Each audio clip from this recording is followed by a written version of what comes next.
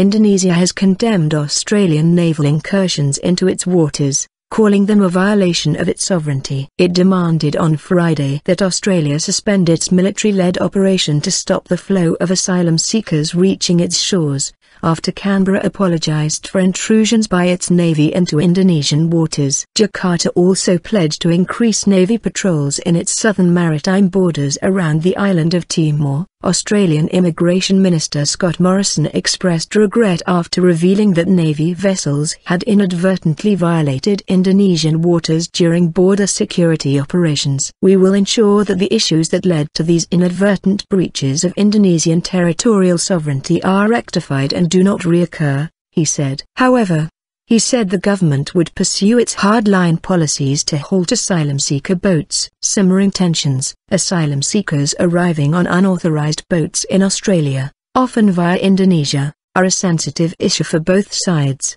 and Canberra's operation to clamp down on them has raised concerns in Jakarta. The revelations about the Australian naval incursions added to tensions between the neighbours, already strained by a row over spying, with Jakarta responding furiously. The Ministry for Political, Legal and Security Affairs issued a statement saying that the naval incursions constitute a serious matter in bilateral relations of the two countries. The ministry also demanded a halt to Operation Sovereign Borders until assurances were received there would not be a repeat of such violations. Lieutenant General Angus Campbell, who heads the operation, refused to explain what the vessels were doing, citing operational reasons. Dealing with asylum seekers. Under the new government's policy, not only are asylum seekers arriving by boat sent to Pacific Island camps for processing with no chance of settlement in Australia, but boats intercepted at sea can be turned back to Indonesia. Australia's policy has been characterized by a near blackout on events at sea,